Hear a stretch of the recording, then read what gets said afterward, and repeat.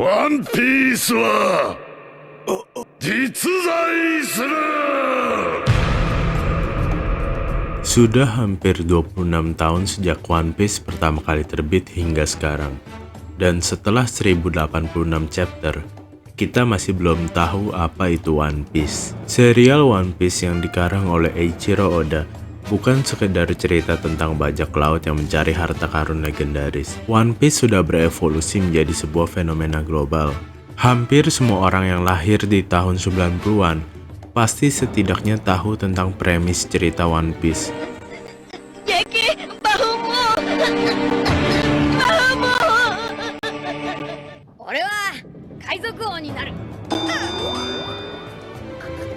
Seorang pria bernama Monkey D. Luffy yang pergi berkelana untuk mencari One Piece agar bisa menjadi raja bajak laut. Tapi, bagaimana kalau saya bilang bahwa kita sebenarnya sudah tahu apa itu One Piece, bahkan sejak chapter 1 ataupun episode 1 dari anime One Piece? Karena sebetulnya, One Piece adalah MacGuffin. Kalau kalian bingung, biar saya jelaskan dulu. Kalau kita mau membahas dari sudut ilmu perfilman atau storytelling, benda yang bernama One Piece adalah MacGuffin. Dan untuk menjelaskan apa itu MacGuffin, saya rasa lebih baik kita mendengar penjelasan Alfred Hitchcock, salah satu sutradara terbaik dalam sejarah perfilman. Yes, a MacGuffin you see in most films about spies. It is a thing that the spies are after. In the days of Rudyard Kipling, it would be the plans of the fort on the Khyber Pass. And this is the modern blueprint. It would be the plans of an airplane engine. And the plans of an atom bomb. Anything you like.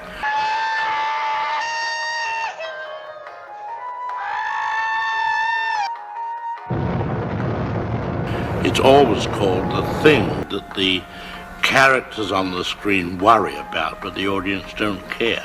Jadi, agar bisa disebut sebagai MacGuffin, sebuah benda atau sesuatu di film haruslah sangat dipedulikan oleh karakter di dalam cerita, tapi tidak terlalu dipedulikan oleh penonton ataupun pembaca.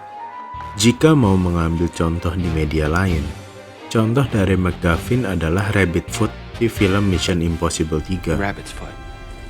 To get your wife, you'll need the rabbit's foot. You're gonna tell me where the rabbit's foot is? I know where the rabbit's foot is. Kita hanya diberitahu bahwa itu adalah sesuatu yang penting dan berbahaya jika jatuh di tangan yang salah. Akan tetapi, tidak pernah ada penjelasan detail mengenai benda itu. Bahkan sampai di akhir cerita pun, kita tetap tidak tahu benda apa itu. Rabbit's foot.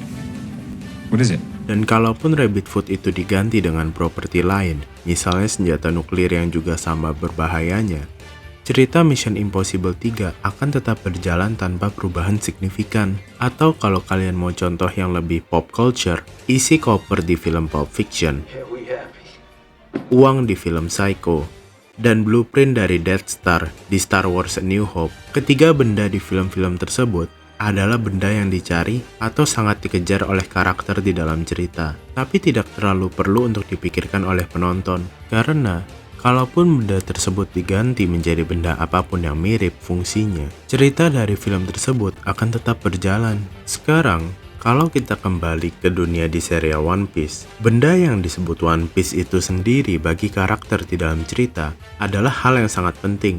Itu adalah harta yang ditinggalkan Goldie Roger dan hampir semua orang di dunia One Piece memburunya, tanpa tahu apa persisnya One Piece itu. Dan setelah hampir 1000 chapter lebih, kita bahkan masih belum tahu apapun tentang apa itu One Piece, dan petualangan Luffy dan krunya tetap masih berjalan hingga sekarang.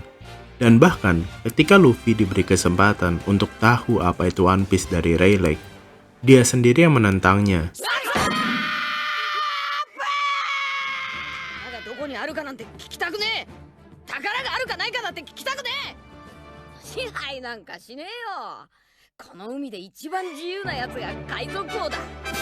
Karena ia pun, sebagai karakter utama, tidak terlalu peduli apa itu One Piece. Dan apakah One Piece itu beneran ada atau tidak pada akhirnya? Ia hanya ingin petualangan dan kebebasan.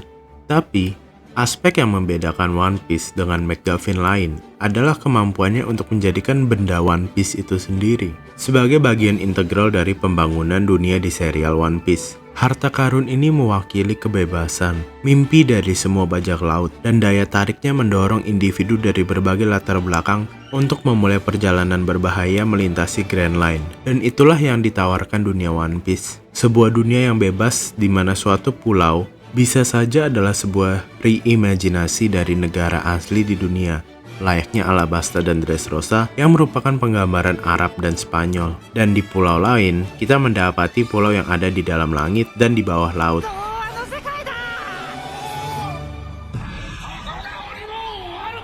Dan bahkan pulau yang menantang batas logika, seperti Enies Lobby yang selalu siang, ataupun Pang Hazard yang merupakan setengah pulau es dan setengah pulau api. Karena One Piece sebagai suatu MacGuffin begitu ambigu dan dapat diinterpretasi menjadi apapun, One Piece menjadi katalis yang sempurna untuk eksplorasi cerita yang tidak terbatas, membuat cerita yang dibuat Oda tidak ada batasannya, kecuali imajinasinya sendiri.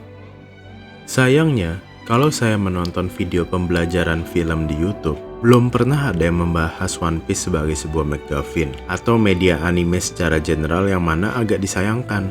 Karena menurut saya, sangat banyak teknik film yang kita bisa pelajari ketika kita sudah masuk dunia animasi. Dan saya selalu merasa kalau One Piece sebagai sebuah media seni memiliki banyak hal untuk digali dari sisi penceritaan. Tapi untuk sekarang, dan sebagai kesimpulan dari video ini, menurut saya, One Piece adalah MacGuffin terbaik yang pernah dipakai dalam sejarah film dan animasi. Dan untuk menutup video ini, saya akan tampilkan interview dari Oda ketika ia ditanya, apa itu One Piece? 子供の頃の僕が納得するためのお話を作るんだったら、ちゃんとみんなが納得する、最後に納得する話を書こうと思ってやっているのが今ワンピースなので、ちゃんと仕上げたいなと思ってます。 Saya Chris Chess, dan sampai jumpa di video berikutnya.